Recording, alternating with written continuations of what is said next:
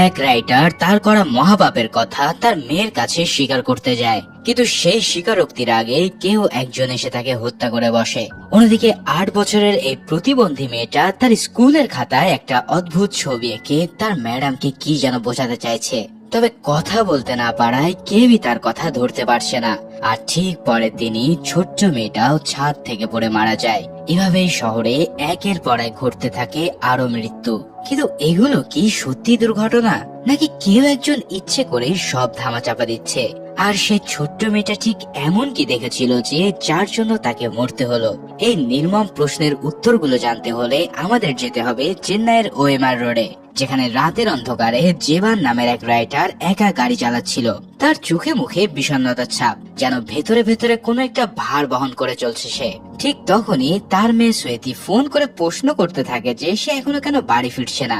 এর উত্তর জেবান ঠিকভাবে দেয় না, কেবল এটাই জানায় যে সে তাকে নিজের করা একটা ভুল জানাতে চায়। কিন্তু সেই ভুলটা কি সেটা বলার আগেই ঘটে এক আকস্মিক ঘটনা। বিপরীত দিক থেকে আসা একটা বাইক তার গতি থামিয়ে গাড়ির কাছে বিস্ফোরক জাতীয় কিছু একটা ছুড়ে দেয়, যার ফলে গাড়িটা নিয়ন্ত্রণ হারিয়ে রাস্তার ডিভাইডারে সজোরে আঘাত করে। এই প্রচন্ড আঘাতে জেবান ছিটকে বাইরে পড়ে যায়।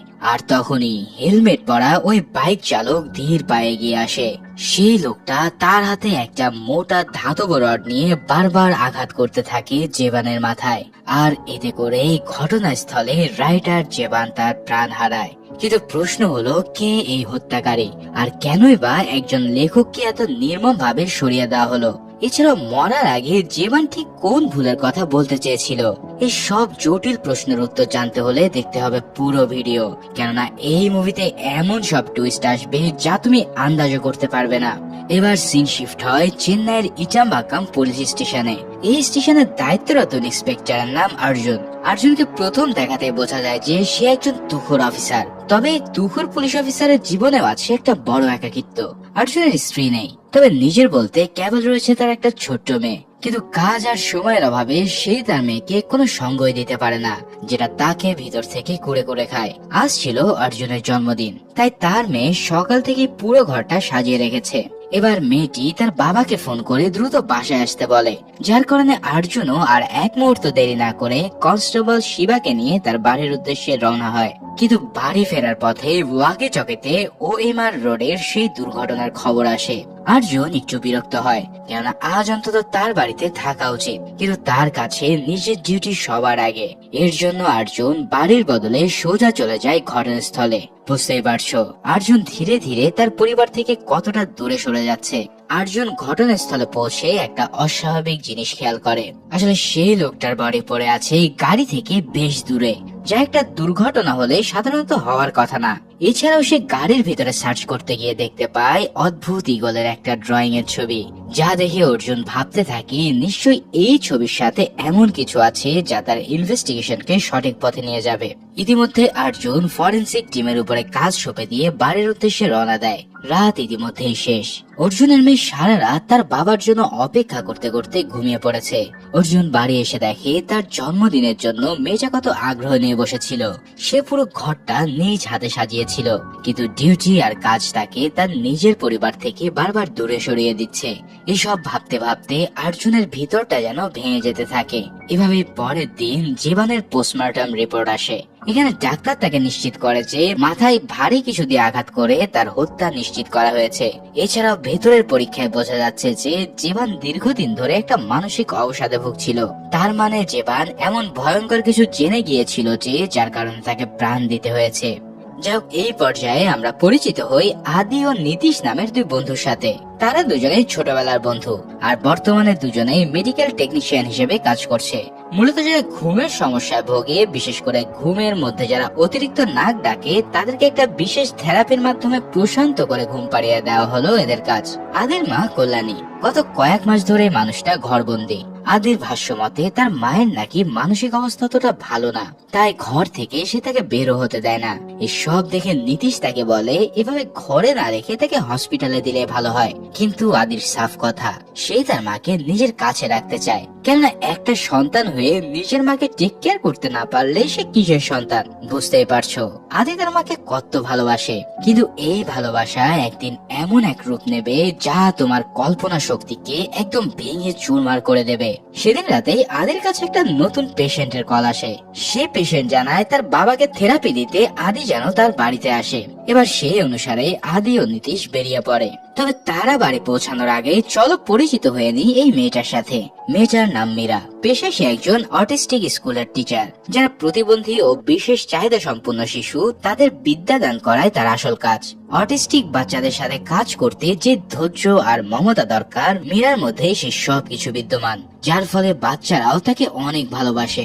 তবে মীরার চোখ দেখে বোঝা যায় যে সে কোনো কিছু একটা নিয়ে দুশ্চিন্তায় আছে, যা সে কাউকে বলতে পারছে না। তো মীরার পর্ব শেষ হতেই দেখা যায় আদি ও নীতিশ চলে এসেছে তাদের ক্লায়েন্টের বাড়িতে। এই বাড়ির দরজা খুলতেই দেখা যায় এটা তো মীরাদেরই বাড়ি। শুধু তাই নয়, আদি তাকে দেখে মুহূর্তে চিনে ফেলে। কিভাবে? আসলে আদি কিছুদিন আগে তার বিয়ের জন্য একটা ম্যাচ মেকিং সাইটে প্রোফাইল খুলেছিল, আর এই মীরা তাকে সেখানে রিকোয়েস্ট পাঠিয়ে তার প্রতি ইন্টারেস্টেড হয়ে যায়। প্রশ্ন হতে পারে যে এটা কি কোইন্সিডেন্স নাকি এর পিছনেও কোনো একটা কাহিনী আছে। মীরা অবশ্য প্রথমে তেমন কিছু না বলে তার বাবা ট্রিটমেন্ট করতে বলে সে ছাদে চলে যায়। ঠিক তখনই আদিও এক ফাঁকে চলে যায় তার সাথে কথা বলতে। আর এখানে আমরা জানতে পারি যে মীরা আদিকে তার বাবা ট্রিটমেন্টের কথা বলে কৌশলে বাড়িতে ডেকে এনেছে। তার আসল উদ্দেশ্য হচ্ছে আদির সাথে দেখা করে তার সাথে কথা বলা, মানে প্রেমে পড়লে যা হয় আর কি। তো এবার দুজনে সমুদ্রের পাড়ে যায় নিজেদের কথা শেয়ার করার জন্য। কথায় কথায় আদি জিজ্ঞেস করে যে কেন সে তাকে এতটা পছন্দ করে ফেলেছে। উত্তরে মীরা জানায় সে আদিকে অনেক দিন ধরেই ফেসবুকে ফলো করে। সেখান থেকে মীরা জানতে পেরেছে যে আদি তার মায়ের কষ্ট হবে ভেবে নিজের বাড়িতে রেখে তাকে দেখাশোনা করে। এই দায়িত্ববোধটা মীরাকে ছুঁয়ে গেছে, কেননা যে তার মাকে এত বেশি ভালোবাসতে পারে সে কখনো খারাপ হতে পারে না। এই সব কথা শুনে আদিও তার প্রতি আরো বেশি দুর্বল হয়ে যায়। তবে এখানে যে প্রেম কাহিনীটা দেখছো সেটা ঢপ নাকি সত্যি তা জানতে একটু অপেক্ষা করো, কেননা এমন কিছু হতে যাচ্ছে যা তুমি কল্পনাতেও নিয়ে আসতে পারবে না। আর এতক্ষণ যারা ভিডিওটা দেখছো তাদের যদি ভিডিওটা ভালো লাগে তাহলে অবশ্যই লাইক বাটনে ক্লিক করতে ভুলো না। তোমার লাইকই আমাকে বলে দেবে যে আমার এই কষ্টগুলো সার্থক হচ্ছে। যাক, এদিকে অফিসার অর্জুনকে দেখা যায় জীবনের কেস নিয়ে পড়ে থাকতে। সে আজ এসেছে জীবনের মেয়ে সোয়াতির সাথে দেখা করতে। তার জিজ্ঞাসাবাদের এক পর্যায়ে সোয়াতি জানায় 4-5 মাস আগেও তার বাবা একরকম স্বাভাবিকই ছিল, কিন্তু হঠাৎ কেন যেন সবকিছু পাল্টাতে শুরু করে। তার বাবা ঠিকমতো খেত না, ঘুমাতো না, সারাক্ষণ একা একা ঘরে বসে মদ খেত। সোয়াতি তাকে বাধা দিতে গেলে সে বলতো যে বেঁচে থেকে কি হবে। এছাড়াও যে বাবা আগে কখনো চার্চে যেতে চাইতো না সে হঠাৎ করে মাউন্ট কার্মেল চার্চে নিয়মিত যেতে শুরু করেছিল। কি ধরতে পারছো কিছু? একজন মানুষ যে ঈশ্বরে বিশ্বাসী করে না সে হঠাৎ চার্চে গিয়ে কনফেস করা শুরু করেছে। তার মানে কোনো একটা পাপের বোঝা তাকে ভেতরে ভেতরে খাচ্ছিল, আর সেই পাপের বোঝাটা জানতে হলে আমাদের আরো সামনে বাড়তে হবে। এদিকে অফিসার অর্জুন এবার সোয়াতিকে সেই ইগলের সিম্বলটা দেখায়। তবে সে জানায় যে এই ড্রয়িং সে আগে কোথাও দেখেনি। এটা জানার পর আরো বেশ কিছু জানতে অর্জুন জীবনের ঘরে তল্লাশি চালায়। এখানে তল্লাশি করতে গিয়ে সে ওই চার্চের একটা ক্যালেন্ডার খুঁজে পায়। এটা দেখে অর্জুন বুঝতে পারে যে কেসটা সে যতটা কঠিন ভেবেছিল তার চেয়েও এটা বেশি জটিল। কিন্তু এই জটিল কেসটা তাকে ভেদ করতেই হবে। তাই এবার অর্জুন চলে যায় জীবনের বই পাবলিশারের কাছে। এখানে পাবলিশার জানায় যে জীবনের মৃত্যুর আগে একটা বই নিয়ে সে কাজ করছিল, কিন্তু সে বলেছিল যে এই বইটা তার জন্য অনেক বেশি ব্যক্তিগত, তাই ওই বইটা কিসের উপরে লেখা সেটা কেউই জানে না। এই ক্লুটা পেয়ে অর্জুন তাকে এবার সেই ইগলের ড্রয়িংটা দেখে প্রশ্ন করে যে এই ডিজাইন সে আগে কোথাও দেখেছে কিনা। পাবলিশার তখন জানায় না, সে কোথাও দেখেনি। তবে এখানে পাবলিশারের সাথে থাকা ডিজাইনার কিন্তু ওই ছবিটা ভালোভাবে না দেখে বলে ওঠে সেও এমন আর্ট আগে কোথাও দেখেনি। এবার এই কথা শুনে অর্জুনের সন্দেহ হয়, তাই সে তাকে আলাদা রুমে ডেকে গিয়ে জেরা করতে থাকে। এবার সেই ডিজাইনার জানায় যে কিছুদিন আগে জেবান তাকে একটা বইয়ের কাভার ডিজাইন করতে বলেছিল। সেই অনুসারে সে বইয়ের ডিজাইন করে দিলেও জেবান সব ডিজাইন রিজেক্ট করে, আর এরপর সে একটা রেফারেন্স ফটো পাঠায়। এবার ওই ফটোগুলোতে অর্জুন দেখতে পায় একই ইগলের সিম্বল। তবে সে বইয়ের দুটো নাম আলাদা দিয়েছিল। এখানে বইয়ের একটা টাইটেল ছিল কাবেরী কারায় আর অন্য আর একটা ছিল 3818। এরপর পাবলিশার জানায় যে প্রথমে সে কাবেরী কারায় নামের ডিজাইন চেয়েছিল, কিন্তু পরে কেন জানো জেবান তাকে 3818 এর ডিজাইনটা করতে বলে। এর সাথে সাথে বইয়ের পিছনে পাতার জন্য জেবান একটা বিল্ডিং এর ফটোর ছবিও পাঠায়। এবার এই ফটোটা হাতে পেয়ে অর্জুন বেরিয়ে পড়ে সেই স্থানের জন্য যেখান থেকে এই ছবিগুলো ক্যাপচার করা হয়েছে। এখন অর্জুনের হাতে দুইটা শব্দ। কাবেরী নামটা শুনে তার মাথায় ঘোরে কান্নাডার একটা নদীর নাম। হয়তো নদীর উপরে বেস করে সে কিছু লিখতে চাইছিল, কিন্তু এই 3818 সংখ্যাটার রহস্য কি তা তার মাথাতে কিছুতেই ঢুকছে না। যাই হোক, পরের দিন থানায় বসে ফটোগুলো সে মনোযোগ দিয়ে দেখে, আর ঠিক সেই সময় সে বুঝতে পারে যে বইয়ের পেছনের পাতার বিল্ডিং এর ছাদে একটা সাইনবোর্ড আছে। এবার সেই বিল্ডিং খুঁজে বের করে সরাসরি আর্জুন সেখানে চলে যায়। ঘটনাস্থলে পৌঁছে সে বুঝতে পারে যে ফটোটা এই বিল্ডিং থেকে তোলা হয়নি, বরং উল্টো দিকের কোনো একটা ছাদ থেকে তোলা হয়েছিল।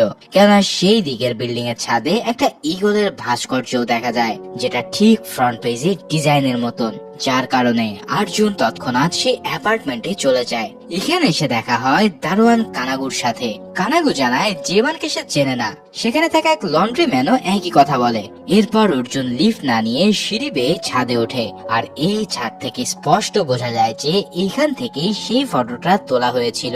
এদিকে ভিজিটর রেজিস্টার আনা হলে অর্জুন শিবাকে পুরো রেজিস্টারের ছবি তুলে নিতে বলে। তারপর সিসিটিভি বিষয়ে জিজ্ঞেস করলে দারোয়ান জানায় যে বাসিন্দাদের প্রাইভেসির জন্য ভেতরে কোনো ক্যামেরা লাগাতে দেয়নি, তাই শুধুমাত্র নিচের পার্কিং এ একটা ক্যামেরা আছে। অর্থাৎ এই অ্যাপার্টমেন্টের ভিতরে কে এলো বা গেল সেটা দেখার আর কোনো উপায় নেই। ঠিক সেই সময় ঘটে আর এক কাহিনী। মূলত এই বিল্ডিং এ থাকতো আদি, আর তার সাথে দেখা করতে মীরা প্রথমবারের মতন আসে তার ফ্ল্যাটে। কিন্তু ফ্ল্যাটে যাওয়ার আগে সাতিয়া নামের এক বখাটে ছেলে তাকে ভুল ভাল বুঝিয়ে নিজেদের রুমে ঢুকিয়ে নেয়। এরপর তাকে জোর করে সে তার শ্লানিতহানি করার চেষ্টা করে। এই সাতিয়া হলো বড় বাপের বকে যাওয়ার নেশাখোর সন্তান। তবে মীরার কিছু হওয়ার আগেই আদি এসে তাকে উদ্ধার করতে সক্ষম হয়, আর তৎক্ষণাৎ অফিসার অর্জুন এসে পড়লে সেও সব শুনে সাতিয়াকে থাবড় দিয়ে উচিত শিক্ষা দেয়। কিন্তু সাতিয়া জানায় যে তার বাপ যদি জানতে পারে তাহলে অর্জুনের ট্রান্সফার নিশ্চিত। কিন্তু অর্জুন সাফ জানিয়ে দেয় যে তাতে তার কিছুই ছেড়া যায় না। তো সব ঠিক হয়ে গেলেও অর্জুন কিন্তু মীরার চেহারাটা ভালো করে মনে রাখে, আর এরপর আদিও তার মায়ের সাথে মীরাকে দেখা করায়। কিন্তু এখানে একটা অদ্ভুত জিনিস লক্ষ্য করা যায়। আদির মা যেন মীরাকে কিছু একটা বলতে চাইছে। তাকে দেখে এমন মনে হচ্ছে যে তার মা যেন অনেক কষ্টে আছে, কিন্তু যে ছেলে তার মায়ের এত যত্ন করে সেখানে কষ্ট আসার প্রশ্নই আসে না। তবে তারপরেও মীরার মনে কিছু একটা নিয়ে বেশ খটকা ফিল হয়। তবে অন্যদিকে একদিন সকালে অর্জুন তার টিভিতে কাবেরী নামের একটা মেয়ের নাম শুনতে পায়। এই নামটা শুনে এবার অর্জুনের মাথায় প্রশ্ন জাগে, কাবেরী তো নদী না হয়ে একটা মেয়ের নামও হতে পারে। আর যেহেতু ওই বিল্ডিং এর সবকিছু তার কাছে কেমন যেন ঘোলাটে লাগছে, তাই এবার সে একটা কাজ করে বসে। অর্জুন নিয়ে আসে ডগ স্কোয়ার, আর এরপর সে জেবানের কাপড় শুকিয়ে ওই বিল্ডিং এর ফ্ল্যাটে তল্লাশি চালাতে থাকে। এভাবে কিছুক্ষণ বাদে কুকুরটি অ্যাপার্টমেন্টে ঢুকে একটা নির্দিষ্ট ফ্ল্যাটের সামনে গিয়ে থামে। এদিকে নিচে অর্জুন দারোয়ানকে প্রশ্ন করে যে এই বিল্ডিং এ কাবেরী নামের কেউ থাকে কিনা। ঠিক এই নামটা শুনে দারোয়ানের মুখটা কেমন যেন ফ্যাকাশে হয়ে যায়। সে বলে কাবেরী নামের একটা মেয়ে এখানে থাকতো, তবে 6 মাস আগে সে ছাদ থেকে পড়ে মারা গেছে। এই তথ্যটা পেয়ে অর্জুনের মাথায় যেন বিদ্যুৎ খেলে যায়, কেননা এতক্ষণে জাবানের কেস আর কাবিরের মৃত্যুটা এবার একটা সুতো এসে গেছে। একজন লেখক যে মারা যাওয়ার আগে কাবেরী নামের বই লিখতে চেয়েছিল, আর সেই নামের মেয়েটা এই বিল্ডিং থেকে পড়ে মারা যায়। তার মানে কাহিনীটা এবার আরো বেশি প্যাচ খেয়ে যাচ্ছে। যে কুকুরগুলো থামে ঠিক সেই ফ্ল্যাটের সামনে, যেটার অ্যাপার্টমেন্ট মালিকের নাম ধর্মরাজন। তবে ফ্ল্যাটের কোনো চাবি কারোর কাছে নেই, এছাড়াও কোনো ওয়ারেন্ট ছাড়া তালা ভাঙাও অসম্ভব। তাই অর্জুন ওয়ারেন্টের জন্য চলে যায় এসিপির কাছে। কিন্তু ধর্মরাজনের মতন একজন বড় বিল্ডারের বিরুদ্ধে ওয়ারেন্ট চাওয়াতে এসপি জিজ্ঞেস করে যে জেবার কেসের সাথে ধর্মরঞ্জনের কি সম্পর্ক। এবার অর্জুন তাকে এমন কিছু খুলে বলে যা আরো বেশি শকিং। সে জানায় ইতিমধ্যে জেবানের লিখতে চাওয়া 3818 নাম্বারটার রহস্য সে খুঁজে পেয়েছে। আসলে 3818 নাম্বারটা ছিল বাইবেলের একটা অনুচ্ছেদ, যেখানে লেখা আছে আমি আমার পাপ স্বীকার করছি এবং আমি যা করেছি তার জন্য আমি গভীরভাবে অনুতপ্ত। তার মানে জেবান এমন কিছু করেছে যা তার হত্যার সাথে সরাসরি যুক্ত। তাই আর্জুন এসপি কে অনুরোধ করে যে এই কাবেরীর মেয়ের অ্যাক্সিডেন্ট কেসটা আবারও রিওপেন করার, কিন্তু এসপি জানিয়ে দেয় যে প্রমাণ ছাড়া সে কিছুই করতে পারবে না। আর এখানে অর্জুন স্পষ্ট বুঝতে পারে যে এসপি নিজেও এই ধর্মরাজনকে বাঁচাতে চাইছে, কিন্তু এত কিছুর পরেও আর্জুন থেমে না থেকে তার কেস চালিয়ে যেতে থাকে। এভাবেই একদিন আর্জুন তার মেয়ের সাথে শপিং এ গেলে কিছু লোক তার উপরে হামলা করে বসে। সে অবশ্য সবাইকে বেদম কেলানো কেলিয়ে ছাড়ে, আর সে ফাইনালি বুঝতে পারে যে এরা সবাই নিশ্চয়ই ধর্মরাজনের পাঠানো লোক। তাই অর্জুন এবার সরাসরি চলে যায় ধর্মরাজনের অফিসে। জীবনের বিষয়ে জিজ্ঞেস করলে ধর্মরাজন বলে, হ্যাঁ জীবন আমার বন্ধু ছিল, লেখালেখির জন্য তার মাঝে মাঝে একটা শান্ত পরিবেশ দরকার হতো, তাই মাঝে মধ্যে সে আমার অ্যাপার্টমেন্টে যেত। কিন্তু অর্জুন তখন ফোন রেকর্ড বের করে দেখায় যে গত 2 মাসে তাদের মধ্যে একবারও কথা হয়নি, তাহলে তারা কেমন বন্ধু?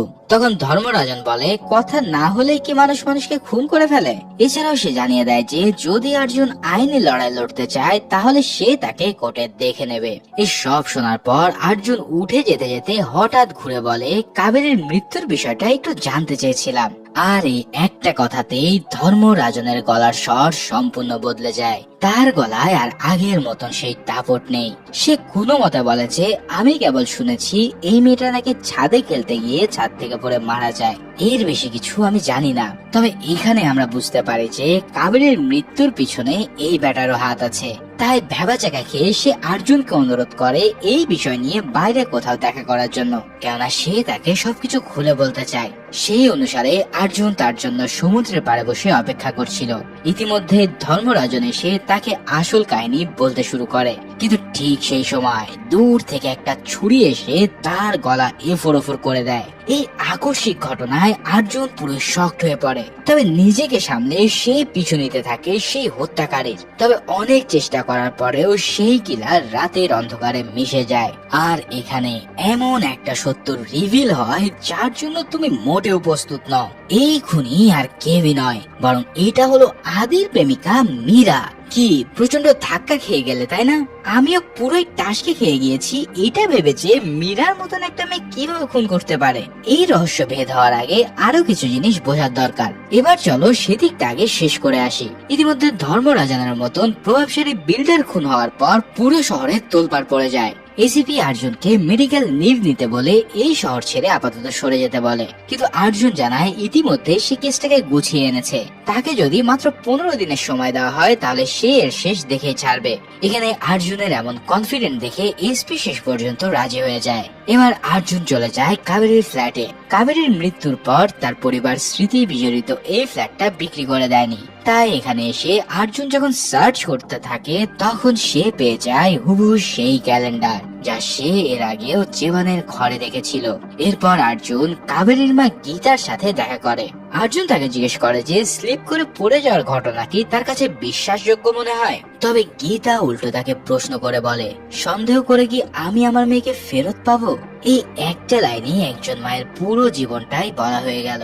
এরপর গীতাই জানায় যে কাবেরীর সবচেয়ে কাছের মানুষ ছিল তার স্কুলের শিক্ষিকা মীরা। এছাড়াও এই ফ্ল্যাটে তাদের সবচেয়ে কাছের মানুষ ছিল আদি ও তার মা কল্যাণী। আর মানে কি বুঝতে পারছো, এই মীরা, আদি, জেবান, কাবেরী সবকিছু এক সুতোয় গাঁথা। এই সব জানার পর অর্জুন চলে যায় সেই চার্চে যেখানে জেবান নিয়মিত যেতে শুরু করেছিল। সেখান থেকে সে এবার জানতে পারে যে জেবান কিছুদিন আগে তার কাছে একটা পাপের কথা কনফেস করেছিল। তবে সেটা কি জানতে চাইলে ফাদার জানায় এই কথা বলা ধর্মীয় ভাবে নিষেধ। তবে ফাদার এখানে তাকে আরো একটা তথ্য দেয়। সে জানায় জেবান শেষবার যখন দেখা করতে এসেছিল তখন সে কাবেরীর মা গীতার জন্য একটা হলুদ রঙের বই রেখে দেয়। তবে সেদিন গীতা চার্চে না আসায় ফাদার সে বইটা তুলে দেয় গীতার বাবা চক্রবর্তীর কাছে। এই কথা শুনে অর্জুন বুঝতে পারে যে জেবান গীতাকে কিছু একটা জানাতে এই বইটা দিতে চেয়েছিল। তবে সেই বই যেহেতু গীতার বাবার কাছে পড়েছে তাই হয়তো সেটা গীতা পরে জানেও নাই। তাই এক মুহূর্ত দেরি না করে আর্জুন চলে যায় চক্রবর্তীর বাড়িতে। চক্রবর্তী বাড়িতে না থাকায় তার ঘর তারা তল্লাশি করতে থাকে, আর এখানেই দেখা যায় চক্রবর্তীর সাথে দেওয়ালে টানানো আছে মীরার ছবি। আসলে এই চক্রবর্তী ছিল মীরার মার্শাল আর্ট টিচার। এই তথ্য পাওয়ার সাথে সাথে অর্জুন এরপর পেয়ে যায় সেই হলুদ রঙের বইটিও যা জেবান গীতার জন্য নিয়ে এসেছিল। এরপর সিন শিফট হয় ওই বিল্ডিং এর ছাদে, যেখানে দারোয়ান কানাগু আর লন্ড্রিম্যান একসাথে বসে মদ খাচ্ছে। এবার তাদের শান্তির সময় হারাম করে দিতে সেখানে উপস্থিত হয় মীরা। বুঝতেই পারছো, মীরা এদেরকে শেষ করতে এসেছে। তবে এবার সে একা নয়, তার সাথে আছে কাবেরীর নানা চক্রবর্তী। হ্যাঁ, এই লোকটাই হলো সে যে মীরার সাথে মিলে সবাইকে শেষ করছে। ফাইনালি এই দুজন লোককে মেরেও তারা ছাদ থেকে ফেলে দিয়ে তাদের পাপ মোচন করায়। কিন্তু এখনো আমরা জানতে পারলাম না যে মীরা কেন এসব করছে, সে কোন পাপের শাস্তি সবাইকে দিয়ে বেড়াচ্ছে। এবার চলো সে আসল রহস্যে ডুব দেই। এছাড়াও এদিকে আর্জুন সেই বই পড়তে শুরু করলে দেখা যায় জেবান রূপকথার আদলে একটা ঘটনা লিখে রেখেছে। 4টা চরিত্র, একজন রাজা, একজন লেখক, একজন কমান্ডার, আর সেই সাথে একজন দাস। বাস্তবতার সাথে মেলালে রাজা হলো ধর্মরাজন, লেখক হলো জেবান নিজে, কমান্ডার হলো দারোয়ান কানগু এবং দাস হলো সেই লন্ড্রিম্যান। এমন একটা জিনিস আবিষ্কার করার পর আর্জুন এসিপি কে তা জানায়। সে বলে যে এই 4 জন মিলে এমন কিছু করেছিল যার সাথে কাবেরীর মৃত্যুর সরাসরি যোগ আছে। কিন্তু আর্জুন এসপি কে একটা কথা গোপন করে, আসলে এই বইতে 4 জন নয় বরং মোট 5 জন চরিত্রের কথা উল্লেখ আছে। তার নাম নেই সেই বইতে, শুধু আছে একটা পরোক্ষ বর্ণনা। এখানে বলা আছে মানুষকে শান্তি দিতে চাওয়া ব্যক্তিটাই সবকিছুর মূলে। এবার এই কথার রহস্য ভেদ করতে চলো তোমাদেরকে প্রথম থেকে সব খুলে বলি। প্রথমেই জানিয়ে রাখি, গীতা মানে কাবেরীর মায়ের সাথে তার বাবা চক্রবর্তীর সম্পর্ক ভালো নয়, কেননা গীতা কাবেরীর বাবাকে পরিবারের অমতে বিয়ে করেছিল, আর সেই থেকে সে পরিবার হতে বিচ্যুত। তবে গীতার স্বামী মারা যাওয়ার পর থেকে চক্রবর্তী তার মেয়ের সাথে আবারও সম্পর্ক ঠিক করতে চাইলেও গীতা কোনোভাবে তার মেনে নেয়নি। তাই তো চক্রবর্তী সবসময় চাইতো যে যেভাবে হোক মেয়ের জন্য সে একটা কিছু করে আবারও তাকে ফিরিয়ে আনার। আর এদিকে মীরা ছিল কাবেরীর সবচেয়ে প্রিয় শিক্ষিকা। মীরা খুব যত্ন করে তাকে মানুষ করছিল, কিন্তু একদিন ঘটে কিছু অস্বাভাবিক ঘটনা। কাবেরী সকাল থেকে অনেক অসুস্থ, তার গা জ্বরে পড়ে যাচ্ছে। গীতা তার মেয়েকে ডাক্তারের কাছে নিয়ে গেলে ডক্টর জানায় হয়তো ফুড পয়জনিং হয়েছে। তবে ডক্টর তার মেয়ের দিকে খেয়াল রাখার কথা মনে করিয়ে দিলে গীতা সিদ্ধান্ত নেয় সে তার চাকরিটা ছেড়ে দিয়ে মেয়েকে দেখভাল করবে। এরপর স্কুলে নিয়ে গেলেও দেখা যায় কাবেরী কেমন যেন আজ অন্যরকম আচরণ করছে। সবাই ভাবে হয়তো অসুস্থতার জন্য, কিন্তু ক্লাসরুমে এসে সে একটা ছবি আঁকে, যেখানে সে আঁকে দুটো মানুষের ছবি। এটা দেখে মীরা মনে করতে থাকে যে কাবেরী হয়তো তাকে ইমপ্রেস করার জন্য ড্রয়িং করেছে, তাই সে কেবল তাকে 10-এ 10 মার্ক দিয়ে তার উপরে অনেক খুশি হয়। কিন্তু এর পিছনে যে কি ভয়াবহ রহস্য আছে তা মীরা গুণা করেও টের পায়নি। সেদিনের মতন কাবেরীকে সে বাড়িতে পৌঁছে দেয়, কিন্তু ঠিক এর পরের দিনে মীরা জানতে পারে যে কাবেরী ভুলবশত ছাদ থেকে পড়ে মারা গেছে। মুহূর্তের মধ্যেই মীরার আকাশ যেন ভেঙে পড়ে। সে বুঝতে পারে না হুট করে এসব কিছু কি ঘটে গেল।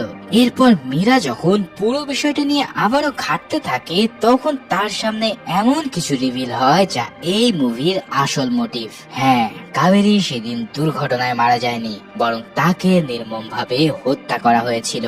আর এই হত্যা হয়েছিল কিছু বিকৃত মানুষের লালসার কারণে। সেদিন অ্যাপার্টমেন্টের নিচে কাবেরী ও আদির মা বসে যখন সময় পার করছিল, তখন ধর্মরাজনের রুমে বসেছিল জলসা। তাদের এই জলসায় আসার কথা ছিল এক প্রস্টিটিউটের, আর এই প্রস্টিটিউট হায়ার করার দায়িত্ব ছিল দারোয়ান ও লন্ড্রিম্যান। কিন্তু দেখা যায় সেদিন ওই মেয়ে কোনো এক কারণে এখনো আসতে পারেনি। তাই এরা দুজন হন্যে হয়ে খুঁজতে থাকে যে কাকে দিয়ে তাদের মনোরঞ্জন করানো যায়। ঠিক সেই মুহূর্তে আদির মা কাবেরীকে একা রেখে কিছুটা দূরে চলে গেলে তাদের নজর পড়ে কাবেরীর দিকে। বুদ্ধি প্রতিবন্ধী হওয়ায় কেবলমাত্র একটা চকলেটের লোভ দেখিয়ে তারা কাবেরীকে নিয়ে যায় ওই রুমে। তবে ঠিক সেই সময় জীবন বলে ওঠে যে এতটুকু বাচ্চা মেয়ের সাথে সে কিছু করতে পারবে না। কিন্তু ধর্মরাজনের নেশা তখন চরমে, সে এখন এত বাজ বিচার করতে চায় না। তাই সে কোনোভাবে সবাইকে রাজি করিয়ে ছোট্ট কাবেরীকে একের পর এক ধর্ষণ করে।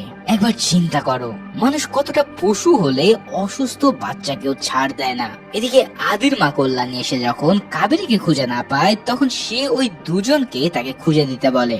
এরপর তারা চালাকি করে কাবেরীকে রুম থেকে বের করে নিয়ে আসে আর জানায় যে এই মেয়ে নাকি ছাদে উঠে গিয়েছিল, তারা নাকি তাকে না দেখলে আজ সে পড়েই যেত। হায় রে মানুষ, আমি কি বলবো, তার ভাষা হারিয়ে ফেলেছি। ঠিক এরপর থেকে কাবেরী অসুস্থ হয়ে যায়, আর সেদিন স্কুলে ঠিক এটাই মীরাকে সে বোঝাতে চেয়েছিল। এর আগে যখন সে স্কুলে যাচ্ছিল, তখন দারোয়ান আর লন্ড্রি ম্যানকে দেখে কাবেরী অনেক চিল্লাতে থাকে, যার ফলে এমন দৃশ্য দেখে তারা দুজনে ভয় পেয়ে ধর্মরাজনকে জানায়। তারা বলতে থাকে কাবেরী হয়তো সবকিছু বলে দিতে পারে, তাই এবার তার একটা ভেদ করতে হবে। আর এই প্ল্যান অনুসারে পরের দিন দুজনে মিলে কাবেরীকে ছাদ থেকে ফেলে দিয়ে হত্যা করে। দুনিয়ার কেউই জানতে পারে না যে এটা কোনো দুর্ঘটনা ছিল না, বরং এটা ছিল নিখুঁত পরিকল্পনার এক মার্ডার। কিন্তু পাপ কখনো চাপা থাকে না, ঠিক সেভাবেই মীরা একদিন জেনে ফেলে আসল সত্যটা। আসলে কাবেরীর কাছে সবসময় একটা প্রিয় বাইনোকুলার থাকতো, তবে এটা কোনো সাধারণ বাইনোকুলার নয়, বরং এর ভিতরে ছিল একটা রেকর্ডিং ক্যামেরা। ঠিক সেই বাইনোকুলারটাই কাবেরী মরে যাওয়ার আগের দিন স্কুলে ফেলে রেখে যায়। এবার মীরা সেটা নাড়াচাড়া করতে সেই রাতের ভিডিও দেখে ফেলে, আর সেদিনের ঘটে যাওয়া সব নির্মম দৃশ্য দেখে মীরা প্রতিজ্ঞা নেয় তাদের সবাইকে শেষ করার জন্য। এই ঘটনার পর জেবান সব সময় ভয়ে থাকতো, সে অনেক অনুতাপ করত। তবে তখনই সেই দারোয়ান তাকে বলে যে এই মেয়ের সাথে শুধু আমরাই কি এসব করেছি, আরো একজনও তার সাথে এমন কাজ আগেও করেছে। এই কথা শুনে লোকটাকে তা জানতে চাইলে এবার এমন একজনকে দেখানো হয় যা তুমি কল্পনাও করতে পারবে না। সেই লোকটার কেউই নয়, সে হলো মীরার প্রেমিকা আদি। বিশ্বাস করো, এই টুইস্ট শুনে আমি রীতিমতন শকড হয়ে পড়েছি। যেই আদি মীরাকে ভালোবাসে, যার মা কাবেরীকে নিজের মেয়ের মতন করে পালে, সেই কিনা এমন কাজ করেছে। জাস্ট চিন্তা করো, এই দুনিয়ায় তুমি কাকে বিশ্বাস করবে? আসলে আদি এর আগেও একবার সুযোগ বুঝে কাবেরীকে নিজের রুমে নিয়ে গিয়ে ধর্ষণ করেছিল, আর এই দৃশ্য দেখে ফেলাতে আদির মা আজ পাগল প্রায়। সেই থেকে আদি তার মাকে অত্যাচার করে এবং ভয় দেখিয়ে পুরো পৃথিবীর কাছে তাকে পাগল বানিয়ে রাখে। সবাই ভাবে আদি কতই না ভালো ছেলে, কিন্তু সে যে একটা নরপশুর চেয়ে অধম তা কেউই জানতো না। কিন্তু এবার সেই কথা জেনে যায় স্বয়ং মীরা নিজে। কিভাবে? একদিন আদির মা নিজেই তার ছেলে সব কুকর্মের কথা মীরাকে জানিয়ে দেয়। এমনকি কাবেরীকে হত্যা করার দৃশ্য কল্যাণী নিজ চোখে দেখেছিল। এছাড়াও চক্রবর্তীকে যখন ধর্মরাজনের লোকেরা মারতে আসে, তখন আদি তাকে নিজ হাতে হত্যা করে। আর এরপর থেকেই মীরার শেষ টার্গেট ছিল কেবল আদি। এই আদিকে খতম করার জন্যই মীরা এতদিন কেবল তার সাথে নাটক করে এসেছে। আদি কিন্তু এখনো জানে না যে মীরা সব জেনে গেছে, কিন্তু এবার তারা মুখোমুখি হলে মীরা সব ফাঁস করে দেয়। এই কথাগুলো শুনে আদি নির্মম ভাবে তার উপরে ঝাঁপিয়ে পড়ে, কিন্তু একদম শেষ মুহূর্তে যখন আদি মীরাকে শেষ করতেই যাবে, ঠিক তখনই সেখানে উপস্থিত হয় ইন্সপেক্টর অর্জুন। এবার অর্জুন মীরাকে বাঁচিয়ে তার হাতে নিজের রিভলভারটাই তুলে দেয়। এরপর সে বলে, জেল বা ফাঁসি নয়, এই পশুর বিচার এখনই করো। এই কথা শুনে ফাইনালি মীরা আদির মাথায় গুলি করে তার পাপের সাজা দেয়। আর ঠিক এই সিনের মধ্যে দিয়ে শেষ হয় এই টুইস্ট ও থ্রিলার ভরা তামিল মুভি থিয়াভার কুলাইঙ্গাল নাতুঙ্গা।